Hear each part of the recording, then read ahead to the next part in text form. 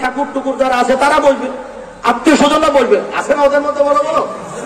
সব যদি আপনারা দখল করেন তো আমাদের ঠাকুরই তো জায়গা পায় না, তো কেমন যেন আপনার তো ওই লোকই বড় ঠাকুর, আমরা আগামী বছরকে ঠাকুর বাদ দেবো, তাদের বুঝে দেবো। এরাও মনে মনে দুঃখ পায়, কথা দিবা কি জন্য যাও, আপনার যাওয়ার দরকার, প্রশাসন যাবে, তাদের দায়িত্ব আছে যেন তাদের ধর্ম তারা পালন করবে। এই মাঝে আবার তৃতীয় কোন পক্ষ ছোট্ট একটা কিছু অঘটন ঘটাইয়া পুরো জাতির মধ্যে কলঙ্ক ছড়াতে না পারে, এজন্য তারা দায়িত্ব পালন করবে। তাও প্রশাসন লোকদেরকে আমরা মহব্বতে বলি, এটা তো সময় না, তারপরে বলে দেয় যে যাবেন, খবরদার মনে মনে আবার ওই পূজারে ভালোবাসা শুরু করে না। ভালোই তো বানাইছে, হ্যাঁ জিপে কত বলে রে, বিশাল বড় হাত, ভালোই তো খুঁজে কানাতে বসতো, ভালোই ওখানে কিন্তু আমার রান্না হয়ে যায়, এটা ভালোই তো দেখা যায়, কতবার আছে বা সুন্দর হয়েছে। এই প্রশংসা করা, একটা আনন্দ প্রকাশ করা, এটা কিন্তু আমার যায় দায়িত্ব, দায়িত্ব ইস্তেগফারের সাথে তওবার সাথে দায়িত্ব পালন করবে, কথা বলেন। হ্যাঁ, আমরা সাধারণ মুসলমান কখনো ওখানে যাইতে পারি না। যিনি যান তিনি ইসলামের গণ্ডি থেকে বাহিরে চলে যান, ইসলাম ঠিক রেখে যা করেন করেন, বলেন ইমান ঠিক রেখে যত সম্প্রীতি মনে চায় করেন। ইমান ইসলাম বাদ দিলে কিন্তু সম্প্রীতি আপনাকে জান্নাতে নেবে না, বরং জাহান্নামে নেবে। আল্লাহ আমাদেরকে হেফাজত করুন, বলেন আমিন। আদম আলাইহিস সালাম, হাওয়া আলাইহিস সালাম দুজনের সৃষ্টি কোথায়? জান্নাতে। জান্নাতে সৃষ্টি করার পরে আল্লাহ পাক রব্বুল আলামিন অনেক কিছু ঘটেছে এখানে। প্রথম আদম আলাইহিস সালামকে সৃষ্টি করার পরে তখন হাওয়া আলাইহিস সালামের সৃষ্টি হয়নি, আদম আলাইহিস সালামকে মাত্র সৃষ্টি করেছেন আল্লাহ পাক। সমস্ত ফেরেশতাদেরকে আল্লাহ আদেশ দিয়েছেন, উসজুদু লি আদম, আদম আলাইহিস সালামকে কি করো? সাজদা করো। ওই ফেরেশতাদের সাথে ইবলিসও ছিল। কি হিসেবে ছিল? আল্লাহ পাক তাকে যে কোনো ভাবে ভালোবেসে ফেরেশতাদের মধ্যে নিয়েছেন, কিন্তু ইবলিস কি নয়, ফেরেশতা নয়, ইবলিস হলো জিন। ইবলিস কি? জিন। ফেরেশতা নূরের তৈরি, মানুষ মাটির তৈরি, আর জিন হলো আগুনের তৈরি, মিম্মারিজিম মিন নার, আগুনের তৈরি। ইবলিস তো আগুনেরই তৈরি।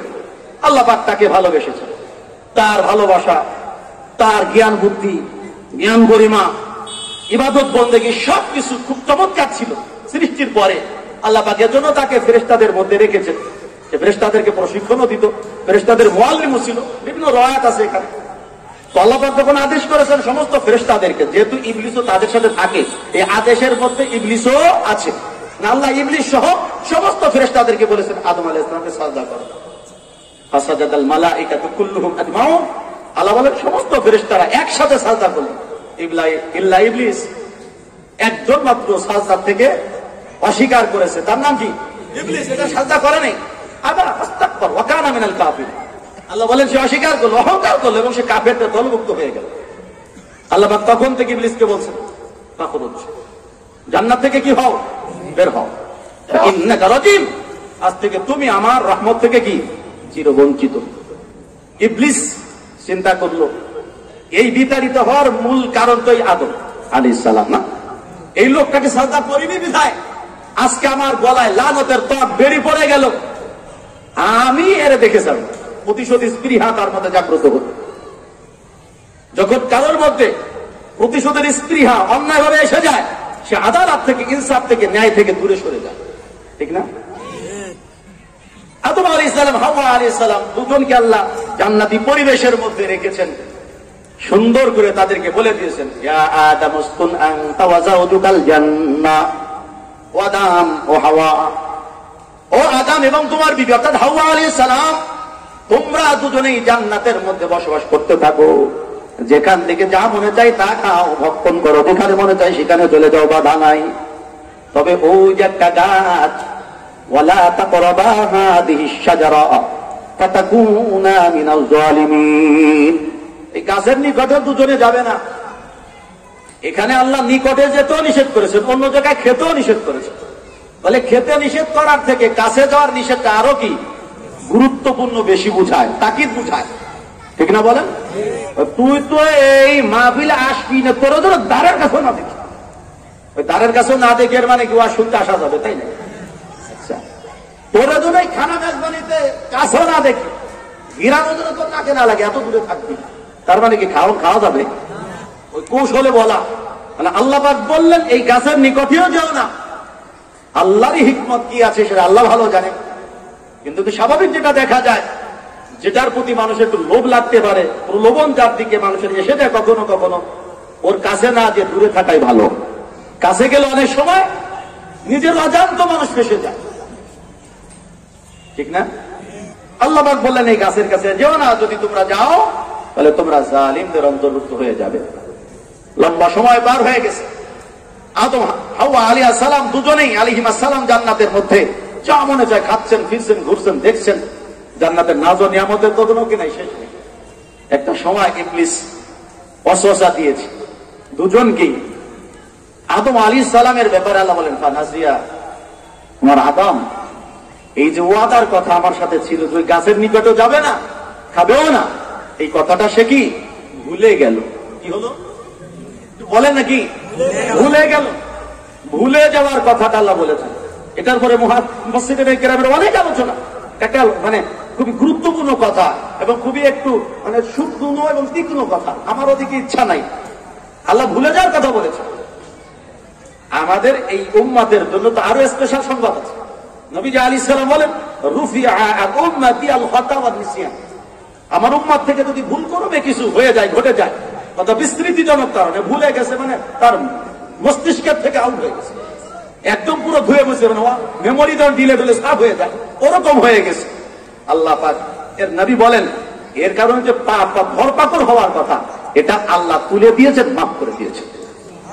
এই জন্য তো রোজার অবস্থার মাসালা শুনেছি না আমরা, খতিব সাহেবরা একদম বয়ান করে। রোজার মাসে একজন ব্যক্তি কি করেছে বলেন? পেট ভরে খেয়েছে, পান করেছে, কিন্তু সে যে রোজা রেখেছে কথা তার মোটেই মনে নেই, ঠিক না? এখন খাওয়া দাওয়া শেষ, দাতন করবে, খেলাল করবে। এখন আর কিছু আছে, দিনের বেলা এরকম খেলাল করো, হঠাৎ খাইলা তুমি রোজা না, রোজা রেখে খাইলা। পরে কয় যে আরে মাস আলা তো আমি জানি, যারা জানে তারা তো বেশি নার্ভাস হবে। সে বলবে যে আল্লাহ আমাকে খাইয়েছেন, আল্লাহ আমাকে পান করাইছেন। হাদিসের শব্দ এমনই। কোন এক সাহাবী এরকম খেয়ে ফেলছিলেন রমজান মাসে। তখন নবীজি বলেন, আচ্ছা ভালোই, আল্লাহ তোমাকে খাওয়াইছেন, আল্লাহ তোমাকে পান করাইছেন, রোজা ভাঙে নাই, রোজা চলমান, খাইলো আবার রোজা হইল। এটা কি ইচ্ছাকৃত না ভুলকৃত? রোজা হয়ে গেছে, নিসিয়ান হয়ে গেছে, এর জন্য আল্লাহ মাফ করে দিয়েছে। আদম আলাইহিস সালামের এই ঘটনা তো জান্নাতে, দুনিয়ার আহকামের সাথে কোনো সম্পর্কই নেই। যারা ভুল ধরতে যায় তাদের জন্য বলি, এ ধরা উচিত। আর এখন আল্লাহ পাক রব্বুল আলামিন নিজে বলেছেন সে ভুল করেছে, আর ভুলের পরে কোনো কি নাই, অপরাধ নেই। যাই হোক, জান্নাতের মধ্যে থেকে যখন ফল খেয়েছেন দুজন, নিষিদ্ধ গাছে গন্ধম হোক আর অন্য কিছু হোক, খাওয়ার পরে জান্নাতের পোশাক শরীর থেকে কি খসে পড়া শুরু হয়েছে। আল্লাহ পাক রব্বুল আলামিন সুন্দর করে এই দৃশ্যের রূপায়ণ কোরআনের মধ্যে করে দিয়েছে। সাথে সাথে আদম আর হাওয়া আলাইহিস সালাম জান্নাতি গাছের পাতা দিয়ে নিজেদের গুপ্ত অঙ্গকে ঢাকা শুরু করেছে। কি বোঝা গেল? হযরত আদম আলাইহিস সালাম, হাওয়া আলাইহিস সালাম দুজনে স্বামী স্ত্রী, জান্নাতের তেসরা কেউ নাই, দুজন মাত্র মানুষ এখানে উপস্থিত, আর কেউ নাই। আর স্বামী স্ত্রীর জন্য পরস্পরের সদর, এটা ঢাকা জরুরি কিছু নাই, পূর্ণাঙ্গ শরীর দেখতে পারে, জায়েজ আছে, যদিও দেখা উচিত নয়, যদিও দেখা উচিত নয়। আয়েশা রাদিয়াল্লাহু তাআলা আনহা বলেন, আমি আমার জীবনে কখনো আমার নবী আলাইহিস সালামের গুপ্ত অঙ্গ দেখিনি, আমার নবী আমারও গুপ্ত অঙ্গ কখনো দেখেননি। সুবহানাল্লাহ। দেখা জায়েজ হলো, না দেখা উত্তম। আদম আলাইহিস সালাম, হাওয়া আলাইহিস সালাম দুজনে জান্নাতের পাতা দিয়ে তাদের গুপ্ত অঙ্গ, সামনের অংশ পিছনের অংশ ঢাকা শুরু করে দিলেন। এর দ্বারা মুফাসসিরিন কেরাম বের করে দেখো, লজ্জা হায়া এটা মানুষের তবিঈ গুণ, সৃষ্টিগত একটা গুণ। আল্লাহ পাক হযরত আদম আলাইহিস সালাম আর হাওয়া আলাইহিস সালামের মধ্যে দিয়ে দিয়েছেন। অথচ স্বামী স্ত্রী যদি সামনাসামনি উলঙ্গ হয়ে যেত, এখানে গুনাহ বা পাপের কিছু ছিল না, কিন্তু সৃষ্টিগত হায়া আর লজ্জা শরমের কারণে তারা পাতা দিয়ে তাদের অঙ্গগুলোকে ঢাকা শুরু করে দিয়েছে। বলে শুধু আদম আলাইহিস সালামের মধ্যে এই গুণটা ছিল এমন না, সমস্ত নবীদের মধ্যে হায়ার শরমের গুণ ছিল। নবীজি আলাইহিস সালাম সেই নবী রাসূলের মধ্য থেকে একজন নবীর কথা খাস করে বলেছেন, হযরত মূসা আলাইহিস সালামের কথা। মূসা আলাইহিস সালামের কথা রাসূল বলেন, কানা মূসা আলাইহিস সালাম রাজুলান হাইয়ান, উনি বড় শরমওয়ালা হায়াওয়ালা মানুষ ছিলেন। কে? মুসা আলাইহিস সালাম, যার কথা আমরা সবাই জানি। কোরআন শরীফ খুললে প্রায় সূরাতে কিছু না কিছু তার আলোচনা আছে, ঠিক না বলেন? মুসা আলাইহিস সালাম কেমন হায়াওয়ালা? মুসা আলাইহিস সালাম তার যে কওম বনি ইসরাইল, এদের একটা বদ স্বভাব, বদ খাসলাত ছিল। তারা ল্যাংটা হয়ে উলঙ্গ হয়ে গোসল করত। পুরুষ মানুষ একসাথে যখন গোসল করতো, এরকম বড় পুকুর পাইলে কথার কথা ঘাটলায় যে সব লুঙ্গি বাদ সমানে গোসল, ওরকম ভাবে ঝর্ণার মতো উলঙ্গ হয়ে ল্যাংটা হয়ে গোসল করত। কিন্তু মুসা আলাইহিস সালাম কখনোই এদের সাথে ঘাটলায় ঝর্ণায় একসাথে গোসল করেনি, আলাদা একা একা গোসল করেছে। কি বুঝলেন? সবাই ল্যাংটা হইলেও আমাকে ল্যাংটা হওয়া যাবে না। সবাই যদি স্রোতের তালে গা এলিয়েও যায়, ভাসিয়েও যায়, আমি যদি বুঝি যে না এটা ভুল, আমি তাদের তালে তাল দেব না। এটাই সদর সবুজুর রহমাতুল্লাহর মতবাদ। সদর সবুজুর রহমাতুল্লাহ কিতাবের মধ্যে আছে যে মুমিনের সিফাত ইলিশ মাছের মতো। কার মতো? ইলিশ মাছ। মধুমতি তো পাশেই না, একদম আমরা তীরেই অবস্থান করছি।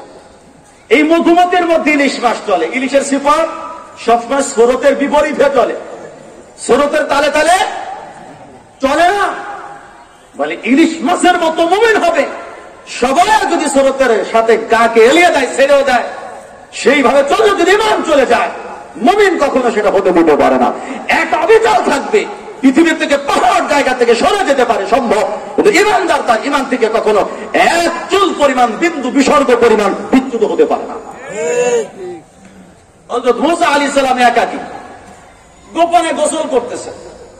তো গোসল যখন করতেছে, তো গোসল করার জন্য কেবল লুঙ্গি জামা এগুলো পাথরের পরে খুলে রেখেছেন। একা তো কেবল রাখছেন। এদিকে দুষ্টু যারা বনি ইসরাইলেরা বারবার বলে, এই জানো এই মুসা আলাইহিস সালাম এই লোক আমাদের সাথে কেন একসাথে গোসল করে না? বলে গোসল না করার কারণ হলো যে উনি এক প্রকার গোপনীয় রোগের রোগী। হয়তো ওনার এক পয়সা অন্ডকোষ একটা, অত শরীরের নিম্নাংশের কোথাও কি শ্বেত রোগ আছে, অথবা অন্য কোনো গোপন রোগ আছে যেগুলো উনি বলতে কি চায় না শরমে। এই জন্য লোকটা আমাদের সাথে গোসল করে না। অথচ এর কোনোটাই না, এদের আপত্তি সব কি বাদ, এর কিছুই তার মধ্যে ছিল না। পুরা একদম পরিষ্কার পরিচ্ছন্ন উজ্জ্বল চেহারার অধিকারী তিনি। তো মুসা আলাইহিস সালাম মাত্র লুঙ্গি কাপড় রেখে গোসলের জন্য ঝর্ণায় নামবেন, আল্লাহ পাকের হুকুম হয়ে গেছে পাথরের জন্য, পাথর ওই লুঙ্গি কাপড় নিয়ে দৌড় লাগাও। কি দাও? দৌড় দাও। পাথর আমাদের দৃষ্টিকোণ থেকে নির্জীব জড় পদার্থ, আমাদের দৃষ্টিভঙ্গি না, কিন্তু আল্লাহ পাকের কাছে সমস্ত মাখলুকেরই কি আছে? জীবন আছে। সব মাখলুক তাসবিহ জপে, আর যে তাসবিহ জপে তার কি আছে? জীবন আছে। পাথর আল্লাহর জিকির করে, পাথরও কাঁদে। পাথর কাঁদে বিদায় তো ঝর্ণা হয়, আর ঝর্ণা থেকে নদী সমুদ্র তৈরি হয়। আর আমাদের দিন তো পাথর থেকেও সব। আমাদের তো কান্নার মোনাজাত আমরা বাপ বাপ বাপ শুরু হচ্ছে। একজন যদি মোনাজাতের মধ্যে কেঁদে দেয়, তো পাশের জন দেখছো বাপ বাপের কান্দে নাই। যেমন বগলের মধ্যে কিছু আনছে সেই কান্দার কান্দা কান্দিস, বলো বিটি মাসির কান্দা কান্দিস। অথচ সে আল্লাহর ভয়ে, জাহান্নামের আযাব ও গজবের ভয়ে তো কাঁদতেছে। তোমার চোখে পানি নেই, ওই পানিওয়ালার সাথে ওঠো বসো, দেখো তোমার চোখে 2 ফুট পানি আসে কিনা। কিন্তু একটা লোকের চোখে পানি, এ কারণে তাকে কখনোই তোমার আঘাত করে কথা বলা ঠিক হবে না, এর দ্বারা তোমার পাপ হবে, তোমার গুনাহ হবে। মুসা আলাইহিস সালাম মাত্র যাবে, এর মধ্যে তো পাথর দৌড় দিছে। কার হুকুমে? মুসা আলাইহিস সালাম পাথরের পিছনে পিছনে দৌড়ায়। ইয়া হাজার সৌবি সৌবি, হে পাথর আমার কাপড় আমার কাপড়, দাঁড়াও দাঁড়াও, থামো থামো। পাথর কে থামবে? এ কি লুটাল গাড়ি নাকি? কথা বলেন না। এ থামবে তো তখন যখন আল্লাহ থামতে বলবে। আল্লাহ তো বলে নাই, হুকুম দিছে তো সমানে দৌড়। পাথর জোরে দৌড়ায়, মুসা আলাইহিস সালাম আরো জোরে দৌড়ান। দৌড়ের গতিক্রমে বাড়তে পাথর ওই জায়গায় গিয়ে থেমে গিয়েছে যেখানে বনি ইসরাইলের মজমা, যেখানে মানুষের জটলা একত্রিত হয়ে থাকে, যেখানে তারা গোসল ইত্যাদি করেছিল, ওখানে চলে গেছে পাথরটা। মুসা আলাইহিস সালাম তো কাপড়ের পিছনে দৌড়াচ্ছে। কে আসে না আসে হঠাৎ খেয়াল হয়তো করতে পারে নাই। যখন পাথর থেমে গেছে, তিনিও থেমে গেছেন। কাপড় টাপড় নিয়ে যেমন নাকি দাঁড়িয়ে আছেন, সমস্ত মানুষ তাকিয়ে আছে। খেয়াল করে দেখলো আমরা যা বলেছি সব ভুল ছিল। উনি অন্ধকোষ একটাও না, ওনার এক কোষেও নেই, ওনার কোন ক্ষেত্রও নাই, অন্য কোন গোপন রোগ নাই, আমরাই খামাখা মিথ্যা অপবাদ দিয়েছি। মুসা আলাইহিস সালাম এমনই তো বড় লাজুক মানুষ, এরা যেহেতু তার গুপ্ত অঙ্গ দেখে ফেলেছে, মনের মধ্যে বড় কষ্ট লেগেছে, রাগ বেড়েছে। ক্ষোভে অভিমানে মুসা আলাইহিস সালাম তার হাতের লাঠি দিয়ে পাথরের উপরে সমানে আঘাত করা শুরু করেছেন। পাথরের উপরে এত জোরে জোরে আঘাত করেছেন যে লাঠির আঘাতের কারণে লাঠির দাঁত পাথরের গায়ে পড়ে গিয়েছে। পাথরে বাড়ি মেরে দাঁত ফেলানো এত সহজ নাকি? মুসা আলাইহিস সালাম এতই লাজুক ছিলেন। এই মুসা আলাইহিস সালামের সাথে সম্পৃক্ত হযরত শুআয়ব আলাইহিস সালামের কন্যাদ্বয়ের ঘটনা। শুআয়ব আলাইহিস সালাম উনি মাদিয়ান অঞ্চলের জন্য প্রেরিত। হযরত মুসা আলাইহিস সালাম যখন মিশর থেকে হিজরত করে অজানায় আল্লাহ যেদিকে নিবেন সেদিকেই যাব এভাবে রওনা হয়ে গেলেন। যেতে যেতে কোন দিকেই চলে গিয়েছেন? মাদিয়ানের দিকে। ওই মাদিয়ান অঞ্চলের দিকে যেতে যেতে একটা জায়গায় গিয়ে উনি দেখলেন বিশাল বড় কুয়া, পানির ব্যবস্থাপনা যেখানে আছে, অনেক মানুষ এখানে বকরি ছাগল নিয়ে, যুবক ছেলেরা, মধ্যবয়সীরা, মানে পুরুষেরা, এরা তাদের বকরি ছাগলকে কি করায়? ঢাকনা সরিয়ে দিয়ে পানি পান করায়। উনি দেখলেন এর দূরেই দুটো মেয়ে, যুবতী দুটো মেয়ে, একদম লাজুকতার সাথে একদম নিজেকে ছোট করে দিয়ে একদম একটা এক কোণার মধ্যে বসে আছে, দাঁড়িয়ে আছে, অবস্থান করছে। মুসা আলাইহিস সালাম চিন্তা করেন সবাই সিরিয়ালে পানি পান করাচ্ছে বকরিকে, এরা বকরি রুশ নিয়ে দাঁড়িয়ে আছে, তাহলে কোনো সমস্যা কিনা, আমি একটু সহযোগিতা করি। আল্লাহ যাদেরকে খেদমতে খালক, জনসেবার মেজাজ দিয়েছেন, তারা সব সময় জনসেবা করে, শুধু ভোটের সময় না। কথা দিবেন? কিছু জনসেবক আছে, এরা নির্বাচনের আগের থেকে শুরু করে সময় না, নির্বাচন শেষ, জনসেবা শেষ। আর কিছু মানুষকে আল্লাহ এমন কবুল করেছেন, জীবন যতদিন জনসেবা, ততদিন খেদমত, ততদিন তাওফিক অনুযায়ী সাধ্যের মধ্যে। এটা হলো আসল খেদমত। কথা বলে ঠিক? কষ্ট নিলেন? নির্বাচনের আগ দিয়ে ওয়াজ না করাই ভালো, তার বিরুদ্ধে বলবে পরে সমস্যা। খেয়াল করেন, শুআয়ব আলাইহিস সালামের কন্যাদ্বয়েরা দূরে দাঁড়ানো, মুসা আলাইহিস সালাম একরামের নিয়তে মুসলিমা নারীদের উপকারার্থে তারা এখন বিপদে মুসিবত সাদায় তুমি এগিয়ে গিয়েছেন, গিয়ে বলে বোনেরা তোমাদের সমস্যাটা কি, কেন তোমরা বকরির পানি না পান করিয়ে দাঁড়িয়ে আছো, অনেকক্ষণ আমি খেয়াল করলাম। তো ওনারা জবাব দিলেন, দেখুন আমরা এই পুরুষদের সাথে, খেয়াল করতেছি, একত্রিত হয়ে মিলেমিশে কখনোই বকরিকে পানি পান করাই না। এরা পানি পান করানো শেষ করে চলে গেলেই আমরা আমাদের বকরিগুলোকে কি করাই? পানি পান করাই। আপনি মুসাফির হয়তো প্রশ্ন করবেন আমাদের ব্যাপারে না জেনে, যে তোমরা মহিলারা, মেয়েরা কেন বকরি পানি পান করাতে এসেছো, বাড়িতে কি পুরুষ নেই? বলতে পারে। এর জন্য তারা তাদের পক্ষ থেকে অগ্রিম সওয়ালে মুকদ্দারের জবাব দিয়ে বলেন, ও আবুনা শাইখুন কবীর, আমাদের পিতা হলেন অতিশয় বৃদ্ধ, অনেক বয়সী মানুষ, উনি এখন মাযুর, বকরি নিয়ে এখানে পানি পান করাতে আইবেন আর পানি পান করা যাবে না, এই বয়সে তিনি নেই। মুসা আলাইহিস সালাম বলেন, ঠিক আছে বকরিগুলো আমার কাছে দাও, আমি আজকের মতো পানি পান করাই দেব। মুসা আলাইহিস সালাম বকরির রশিগুলো ধরেছেন এক হাতে, যেই ঢাকনা তারা ঢেকে চলে গেছে, বিশাল পাথরের ঢাকনা, যেগুলো তুলতে অন্তত 10 জন শক্তিশালী মানুষের দরকার হয়। মুসা আলাইহিস সালাম এক হাত উঁচু করে ফেলেছে। নবীওয়ালা হাত, তো হাত দেখতে এক, কিন্তু সব হাতের পাওয়ার সমান না। আপনার হাতও যা, একজন মাজলুমের হাতও তা, হ্যাঁ, একজন দুনিয়াদারের হাতও যা, একজন আখিরাতমুখী মানুষের হাতও একই। তো কিন্তু কিছু হাতের দাম আখিরাত ওয়ালা হওয়ার কারণে আল্লাহর কাছে এত দামি, ওই হাত তুলে যা চাইবে আল্লাহ তাই দিবে। এই জন্য হাতওয়ালাকে বড় মূল্যায়ন করা উচিত। এরকম হাত আল্লাহ যাদেরকে দিয়েছে, এই হাতওয়ালা মানুষের বদদুয়া থেকে আপ্রাণ বাঁচা উচিত। এমন কোন আচরণ, কথা কাজে না করা যাতে তাদের বদদুয়ার মুস্তাহিক উপযুক্ত আমি হয়ে যায়। আউযুবিল্লাহ। মুসা আলাইহিস সালাম পানি পান করায়া এরপরে রশি দিয়েছেন, এবার বাড়ি চলে যান। খেয়াল করেন, এই বোনেরা বাড়িতে চলে গেলেন। শুআয়ব আলাইহিস সালাম মেয়েদেরকে ডেকে বলেন, কি খবর মা জানেরা, অন্যদিন তোমরা যেই সময় বাড়িতে ফেরো, আজকে তো তুলনামূলক বেশ আগে কি বাড়ি ফিরে আসলে, কিভাবে একটু আমাকে যদি বলতে। শুআয়ব আলাইহিস সালামের দুই কন্যা বললেন, আব্বা এই ঘটনা এভাবে আমরা আগে এসেছি। এর দ্বারা একটা জিনিস বোঝা উচিত, আমাদেরকে শিক্ষা দেওয়া উচিত, যদি শরীয়ী কোন প্রয়োজনে আমার থেকে আমার মেয়ে, আমার জানান, আমার স্ত্রী, আমার বোন, আমার বাড়িতে যারা আছে আমার অধীনস্থ, এরা যদি কেউ বাড়ির বাহিরে যায়, আমাকে হিসাব নিতে হবে নিয়মিত, সে কোথায় গেল, কখন এলো, কথা বলেন। এগুলো খোঁজ খবর যদি নেওয়া যায়, আলহামদুলিল্লাহ বেহায়াই নির্লজ্জতা অনেক কমে যাবে।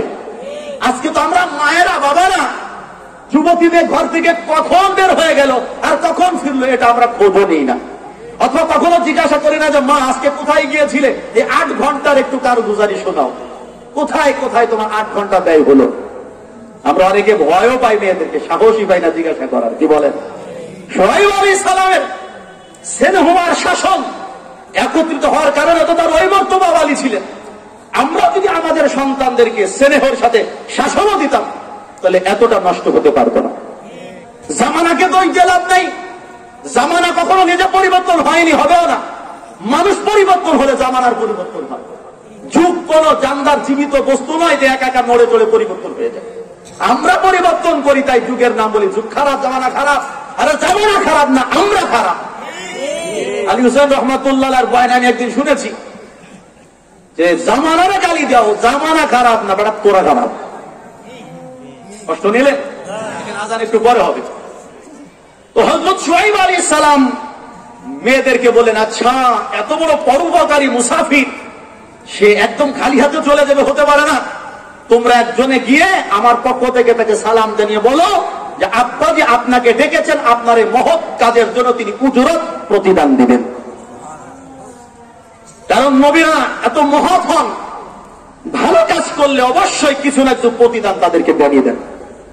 এটা শুধু নবীদের খাসলাত নয়, এটা সমস্ত মহৎ মানুষেরই খাসলাত। একজন উপকার করবে আর আমি বিনিময়ে উপকার করবো না, বা সাবাসী দিব না, একটা জাযাকাল্লাহ বলবো না, অথচ হাসি মুখে তাকে আমি এটাকে গ্রহণ করে সেটা বলবো না, এটা হতে পারে না। কিছু না কিছু দিতে হয়। মুসা আলাইহিস সালামের কাছে গিয়েছেন 2 মেয়ের 1 মেয়ে, বড় জন না ছোট জন, তাফসীরে 2 মতই আছে, কেউ বলেছেন বড় মেয়ে, কেউ বলেছেন ছোট মেয়ে। 2 জনের একজন গিয়েছেন, ফাজাআতহু ইহদাহুমা তামশি আলা ইসতিহইয়া। আল্লাহ বলেন ওই 2 মেয়ের 1 মেয়ে মুসা আলাইহিস সালামের কাছে এলেন, চলে চলে হেঁটে হেঁটে, কিন্তু খুব লাজুকতার সাথে। কিসের সাথে? এটুকুল আমার মূল কথা। কিসের সাথে? লাজুকতার সাথে, লজ্জার সাথে, শরমের সাথে, হায়ার সাথে। আপনি আপনার পরিবারের কোন মেয়েকে কোন শরীয়ী প্রয়োজনে যদি পরপুরুষের সাথে কথা বলাতে হয়, প্রয়োজন যতটুকু ঠিক ততটুকু, তাও কর্কশ ভাষায় বলবে, মধুর কণ্ঠেরা। এখন তো রাস্তাঘাটে আমাদের বোনদের সাথে ভাইদের সম্পর্ক হয়ে যায়, কথা বলে পরিচয় জানা হয়ে যায়, মোবাইল নম্বর আদান প্রদান হয়ে যায়, ফেসবুক, টুইটার, মেসেঞ্জার, নারী বুড়ি কোথায় গেছে সব হিসাব নিকাশ হয়ে যায়। 1 ঘন্টার মধ্যে তাদের বিশাল গভীর সম্পর্ক, তুমি আমার, আমি তোমার। কি অবস্থা হলো বেহায়াই, নির্লজ্জতার কোন পর্যায়ে আমাদের মা বোনেরা পৌঁছে গেছে। রাস্তাঘাটে চিনে না জানে না তার সাথে সম্পর্ক, ফেসবুকে চিনে না জানে না তার সাথে সম্পর্ক, দুঃসম্পর্ক আত্মীয় একটু ফোন দিলে কাইফ হয়ে যায়। আছে না নেই? এটা কোন মুসলিমা নারীর ভূষণ হতে পারে না, চরিত্র হতে পারে না। শুআয়ব আলাইহিস সালামের কন্যা কিভাবে লজ্জা করেছেন সেটা শিখতে হবে। নবী যেমন লজ্জাশীল ছিলেন, নবীর পরিবারকে লজ্জা শিখিয়েছেন। আমি যদি ভালো মানুষ হই, আমার তো লজ্জাশীল হতে হবে, পরিবারকে লাজুকতার উপর আনতে হবে। আল্লাহ তাওফিক দান করেন। এভাবে যদি আমি বলতে শুরু করি, অসংখ্য নবী রাসূলের ব্যাপারে বলতে পারবো লাজুক ছিলেন, লাজুক ছিলেন। সব নবীর কথাই বাদ দেন, আমাদের নবী মুহাম্মদ রাসূলুল্লাহ সাল্লাল্লাহু আলাইহি সাল্লাম, যিনি আমাদের আইডল, আমাদের আদর্শ, আমাদের উসওয়া।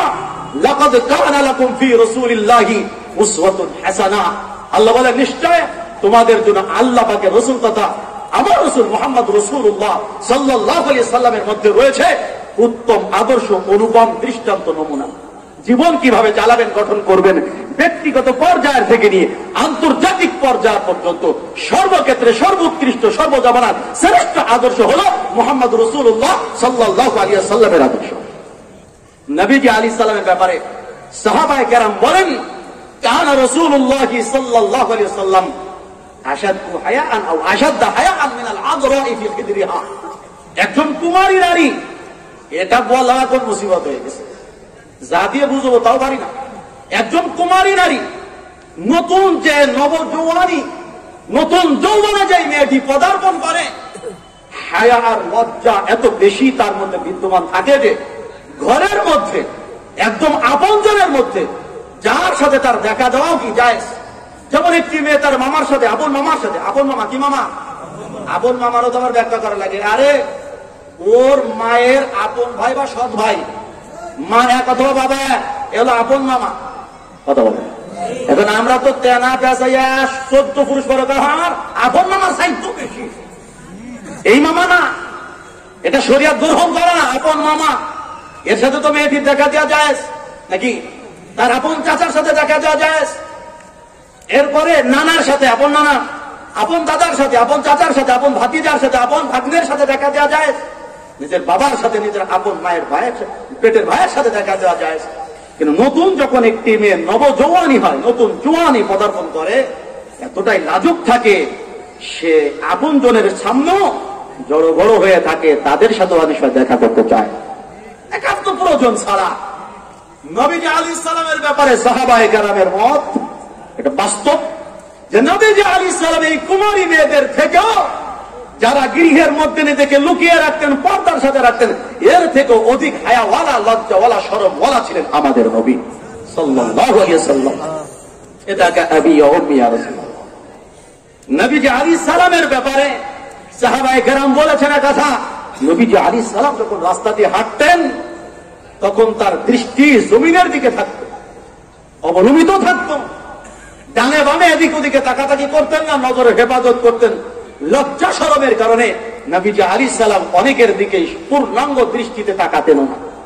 ওলামায়ে কেরাম সাক্ষী, মসজিদুল হারামে নবীজি আলাইহিস সালাম সালাতের জন্য, নামাজের জন্য যখন ঢুকতেন, প্রবেশ করতেন, হযরত আবু বকর রাদিয়াল্লাহু তাআলা, ওমর রাদিয়াল্লাহু তাআলা, এইরকম কিছু সাহাবায়ে কেরাম ছাড়া অন্যদের দিকে নবীও চোখে চোখ রেখে কথা বলতেন না, অন্য সাহাবীও নবীর দিকে চোখে চোখ রেখে কথা বলতেন না। হায়ার কারণে, প্রভাবের কারণে কতটা লাজুক ছিলেন আমাদের নবীজি আলাইহিস সালামের লাজুকতা আপনারা শুনেছেন নিশ্চয়। খানায়ে কাবার নির্মাণ কাজ চলছে, একটা প্লাবন হয়েছিল মক্কায়, খানায়ে কাবার দেওয়াল ভেঙে গেছে। কাফের কুফারে কুরাইশের কাফেরেরা হালাল ইনকাম দিয়ে বাইতুল্লাহ নির্মাণ শুরু করেছে। কেউ স্বেচ্ছাশ্রম দিচ্ছে, টাকা নাই শ্রম দিচ্ছে, পাহাড় থেকে বড় বড় পাথর এনে ওখানে রাখছে।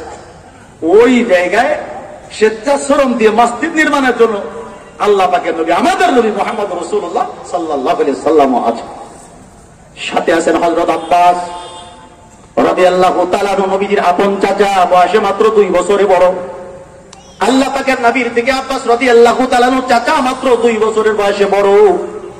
আব্বাস রাদিয়াল্লাহু তাআলা আর আমার নবী ওই পাহাড় থেকে, জাবালে আবি কুবাইসের আশপাশ থেকে, পাহাড় থেকে পাথর কাঁধের মধ্যে এনে এনে মসজিদুল হারামের ভিতরে, মাতাবের ভিতরে, জমজমের পাশে জমা করে রাখেন।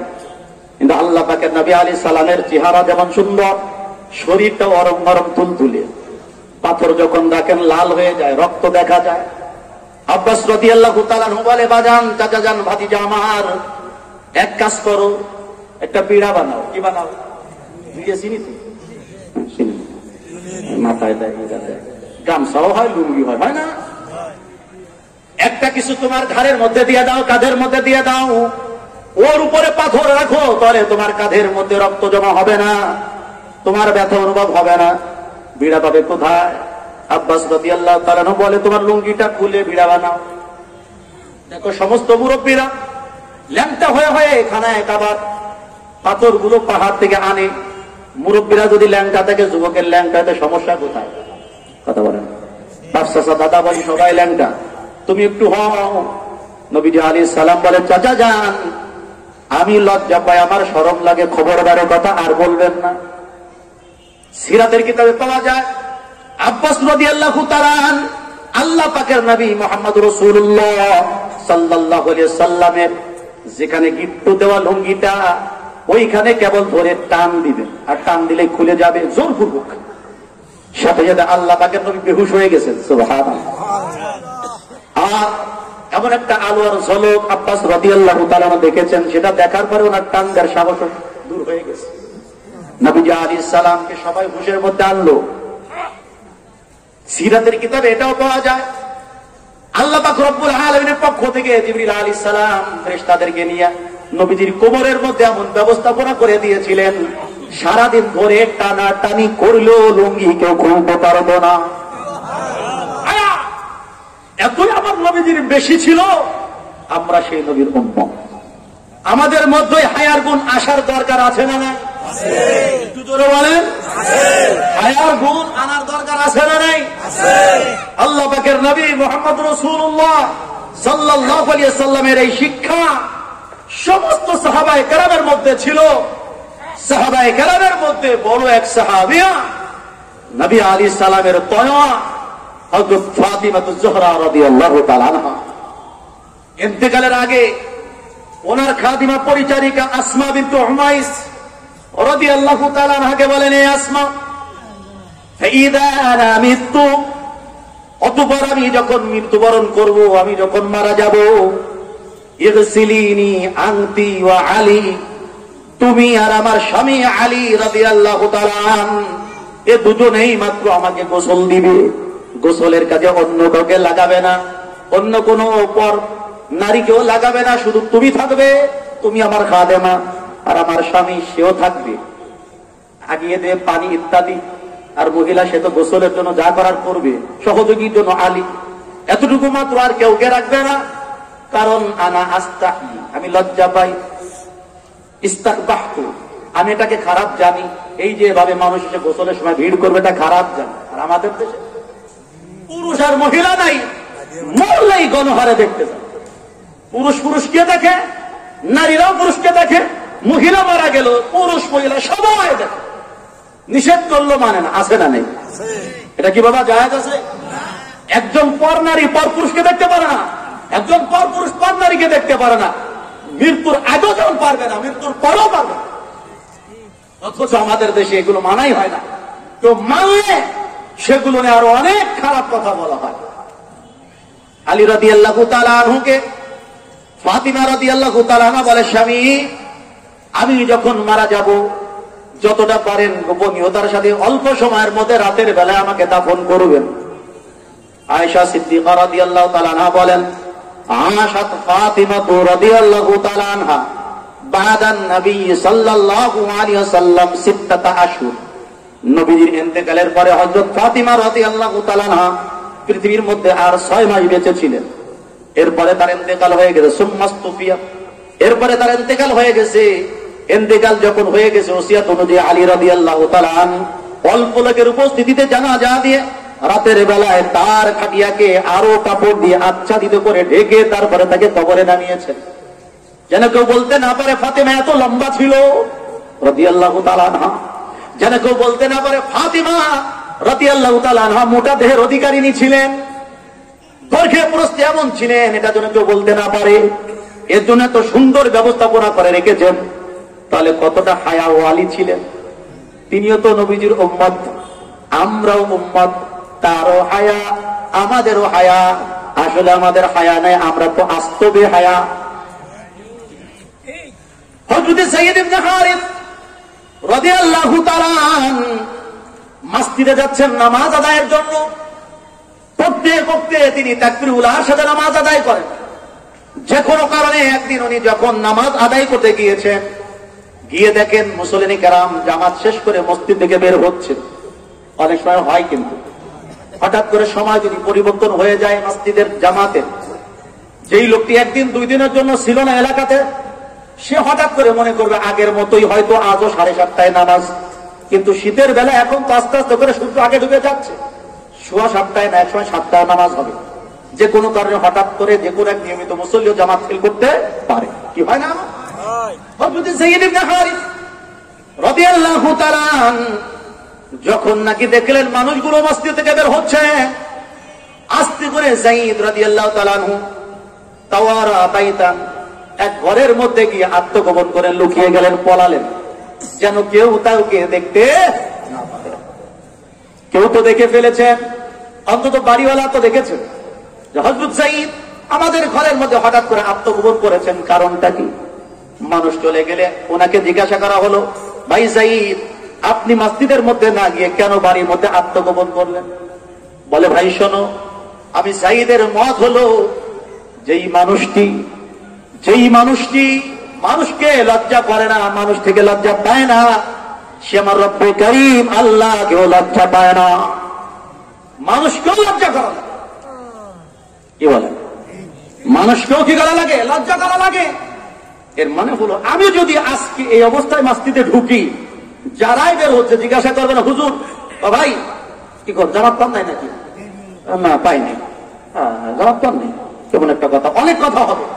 এটা আমার জন্য লজ্জা যে আমাকে মানুষ বলবে এই লোক জামাত পায় নাই, অতএব সমালোচনা হবে, এটা আমার জন্য কি লজ্জা। তো মানুষকেও লজ্জা করা লাগে।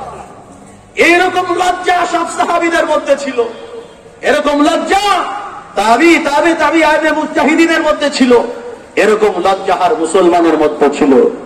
এখন যতটুকু আমি বলেছি খুলাসায়ে কালাম, লজ্জা ইমানের অঙ্গ, লজ্জা ইমানের গুরুত্বপূর্ণ একটি শাখা, এমন শাখা যেটার মধ্যে আসলেই অন্যান্য গুণ আইবে। এই লজ্জা যার আইবে অসংখ্য গুনাহ থেকেও সে বাঁচবে। আর লজ্জা আল্লাহর গুণ, এটা ফেরেশতাদের গুণ, সমস্ত নবীদের গুণ, সাহাবাদের গুণ, আর জামানার আল্লাহর ওয়ালিদের গুণ। এখন আমরা যদি আল্লাহ ওয়ালা হতে চাই, খালেস ইমানদার হতে চাই, পাক্কা মুমিন হতে চাই, আমাদেরও হায়া শরম লাগবে না? লাগবে না?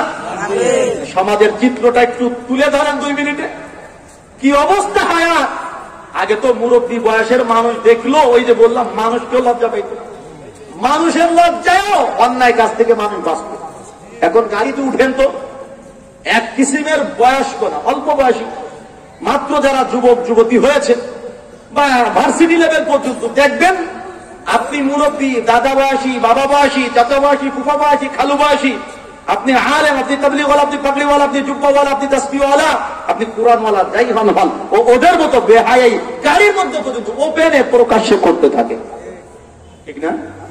হাসি তামাশা, ছেলেমেয়ের গল্প, একজন আরেকজনের গায়ের উপরে পড়ে যাওয়া, গাড়িতে উঠে ফুল সাউন্ডে গান চালানো, টেলিভিশন থাকলে টেলিভিশন চালাও, এটা চালাও সেটা চালাও, এরকম আবদার শুরু করে না? করে না? এগুলো কি হায়া না বেহায়াই? এগুলো কি লজ্জা না নির্লজ্জতা? এই নির্লজ্জতা আজকে আমাদের সমাজকে গ্রাস করে ফেলছে। আর অ্যান্ড্রয়েড সেট আর মোবাইল, এই একটি সেট আর একটি মোবাইলই একটি যুবক একটি যুবতীকে বেহায়া নির্লজ্জ করার জন্য যথেষ্ট। দেখুন, আপনি মোবাইল অ্যান্ড্রয়েড বাদ দিয়ে আপনি চলেন, অনেক জিনিস চাইলে আপনি পারবেন, কারণ আপনার যে বাটন সেট ওর মধ্যে তো আর ওইগুলো আসবেন, ডাউনলোড করতে পারবে না, কারণ সিস্টেম নাই, ঠিক না? একটি অ্যান্ড্রয়েড সেট থাকার মানে চাইলেই দোজখ পর্যন্ত আপনি পৌঁছাইতে পারবেন। কোন পর্যন্ত? আবার চাইলে জান্নাত পর্যন্ত পৌঁছাইতে পারবেন। আর আমাদের দেশের মানুষের অধিকাংশ অ্যান্ড্রয়েড ব্যবহার করে দোজখ পর্যন্ত পৌঁছানো। গতকাল এক মাহফিল আমি নিজে দেখে এত লজ্জা পেয়েছি, আমি তো লজ্জা পাইলাম, ওরা মোটেও লজ্জা পায়। কি লজ্জা? মাহফিল চলাকালীন রাস্তার উপরে, রাস্তা আটকে যুবকেরা 6 জন 7 জন মোবাইলে তাস খেলতেছে। কি বিষয় খারাপ হয়? আরো কত কিছু বলে, এগুলো অ্যান্ড্রয়েডের কারণে সহজ হয়ে গেছে। এজন্য বাবা, মোবাইল ফোন দিবেন ছেলে মেয়েকে দেন, প্রয়োজনে দেন, নিষ্প্রয়োজনে দিয়েন না। শুধু টাকা নষ্ট হবে না, আরে তার জীবনটা নষ্ট হবে তাই না, ইমানটা নষ্ট হবে। শুধু ওর একার না, আপনার গোষ্ঠী ধৈর্যই মানুষ। এই বেহায়াই দূর করার জন্য আমাদেরকে ছেলে মেয়ে, পরিবার পরিজনের প্রতি খুব খেয়াল রাখতে হবে, নিজেদেরকে হায়ার উপরে আসতে হবে। আর হায়াওয়ালা হওয়ার জন্য জরুরি হলো হায়াওয়ালা মানুষের কাছে যেতে হবে। এক হাদিসের ব্যাখ্যা তো লম্বা, আমি অবাক হয়ে গেছি। আল্লামা সালমান মনসুর দামাত বারাকাতুল আলিয়া, যিনি হযরত আরশাদ মাদানী দামাত বারাকাতুল আলিয়ার ভাগ্নে এবং জামাই, উসমান রহমাতুল্লাহ আলাইহির ছেলে, শাহী মুরাদাবাদের প্রধান খতিব শেখুল হাদিস হুসাইন আহমদ মাদানী রহমাতুল্লাহ আলাইহির নাতি, উনি একটি কিতাব লিখেছেন, আল্লাহ সে শরম কিজিয়ে, আল্লাহ সে শরম কিজিয়ে।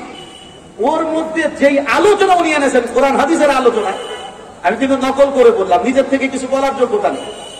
উনি যে হাদিস এনেছেন, সে হাদিসের বক্তব্যে বোঝা যায়, হায়া লজ্জা যদি কারোর মধ্যে আনতে হয়, তার মাথার হেফাজত করতে হবে, মাথার সাথে সংশ্লিষ্ট অঙ্গ প্রত্যঙ্গ হেফাজত করতে হবে। এই মাথার মধ্যে সবচেয়ে গুরুত্বপূর্ণ একটা অংগ হলো চোখ। যার চোখ ঠিক, তার হায়া আছে।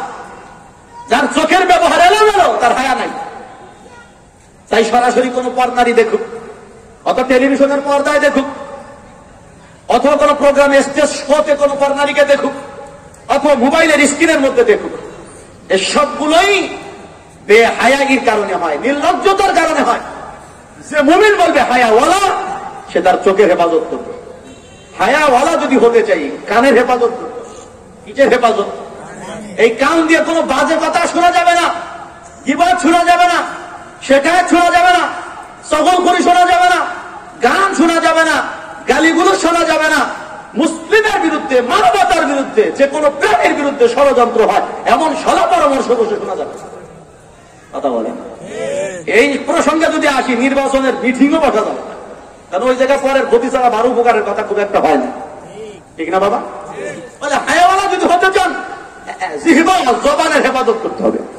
মুখ দিয়ে যা বলা চাই তা বলা যাবে না, সত্য বলতে হবে, মিথ্যা বলা যাবে না, সত্য সাক্ষী দিতে হবে, মিথ্যা সাক্ষী দেওয়া যাবে না। মুখ দিয়ে ইসলামের কথা, উপকারী কথা বলতে হবে, অনুপকারী কোনো কথা বলা যাবে না, পরের ক্ষতি হয় এমন কোনো কথা বলা যাবে না। এভাবে করে লজ্জার হায়ার গুণ যদি আনতে হয়, পেটের হেফাজত করতে হবে। কিসের হেফাজত? পেট। যে হারাম খোর, ওর কোনোদিন লজ্জা হয় না। যে হারাম খায়, তার কখনো কি আসে না? লজ্জার গুণ আসে না। সুদখোর ঘুষখোর কখনো লজ্জাওয়ালা হয় না, বেহায়া হয়। সারা জগতের আলেমও যদি ওয়াজ করার কাণ্ডে এভর ওপর করে দেয়, ওকে খাইছি তো খাইছি, খাবো তো খাবো, মরাবো, আজরাইল জিব্রাইল কইলো মানবো না, খাবো তো খাবো, এ কথা তো বল, আজরাইল জিব্রাইল ভেরি ভেরি টেস্ট। আল্লাহ হেফাজত করো। এক কথায় মাথা থেকে পা পর্যন্ত প্রত্যেক অঙ্গের সঠিক ব্যবহার যে করতে পারবে, তার মধ্যে হায়া আর লজ্জার গুণ আসবে। আর এই গুণ যারা আসবে, ইমানের বৃহৎ শাখা তার অর্জন হবে। আর এই শাখা যার অর্জন হবে, অনেক গুণা থেকে বাঁচবে, অনেক থেকে তার হবে। আল্লাহ আমাদেরকে লজ্জার গুণ দান করে বলি আমিন। সর্বশেষ এর জন্য বলবো, এই লজ্জা আর শরমের হায়ার গুণ আনতে হলে আসুন বেশি বেশি করে আমরা হক্কানি রব্বানি আল্লাহওয়ালা ওলামায়ে কেরামের সোহবতে সময় কাটানোর চেষ্টা করি। দাওয়াত ও তাবলীগের মেহনতে আমাদের দাবি সময়গুলো আমরা ব্যয় করার চেষ্টা করি। ওলামায়ে কেরামের তাফসীরের দর্স, মাহফিলের দর্স, দ্বীনি মজলিসের দর্স, অথবা জুমার দিনে খতিবের জুমার বয়ানের দর্স, এগুলো খুব গুরুত্বের সাথে আমরা অংশগ্রহণ করি। স্থানীয়ভাবে মাদ্রাসা, মসজিদ যেগুলো আছে, এর সাথে খুব গভীর সম্পর্ক মিতালি জুড়ি। এর সাথে সম্পৃক্ত ওলামায়ে কেরাম, তোলাবা ইলম যারা, তাদের সাথে মনের ভালোবাসা তৈরি করি। এগুলো যদি হয়, আস্তে আস্তে করে হায়া সহ ইমানের আরো যে ৭৬টি ৭৭টি গুণ আছে, আল্লাহ চাইলে একদিন আমার আর আপনার মধ্যে এসে যাবে, কামিল ইমানদার হতে পারবো। আর কামিল ইমানদার হইলেই আল্লাহ দুনিয়া তো শান্তি দিবে, আখিরাতে শান্তি দিবেন, আখিরাতে কামিয়াবি দিবেন। আল্লাহ আমাকে আপনাকে যা কিছু বলেছি ভুল ত্রুটি মাফ করে দেয়, সহি সহি কথার উপরে আমলের তৌফিক দান করে সকলে বলি আমিন। বগুড়া আপনাদের প্রাণের প্রতিষ্ঠান, যেমন গহারডাঙ্গা জামিয়া আপনাদের প্রাণের প্রতিষ্ঠান, কি বলেন? কারণ বগুড়া তো গহারডাঙ্গারই একটি অংশ। তো গহারডাঙ্গা জামিয়ার বাৎসরিক মাহফিল আগামী মাসের 22, 23, 24 তারিখ, 22, 23, 24 ডিসেম্বর, বুধ, বৃহস্পতি, শুক্রবার মাহফিল, শনিবারে সকালে বাদ ফজর আল্লামা রুহুল আমিন সাহেব দামাত বরকাতুল্লাহ আলিয়ার হেদায়েতি বয়ান, আখেরি মুনাজাতের মাধ্যমে মাহফিলের সমাপ্তি হবে। আপনাদেরকে খাস ভাবে দাওয়াত দেওয়া হলো, জামাতবন্দি হয়ে অন্যবারের ন্যায় যাবেন, আরো বেশি পরিমাণ যাবেন। মাদ্রাসার পক্ষ থেকে যখন যে তাকাজা আপনাদের কাছে রাখা হবে, আপনারা পূরণ করেন। আল্লাহ কবুল করুক, আমিন। আসসালামু আলাইকুম ওয়া রাহমাতুল্লাহ।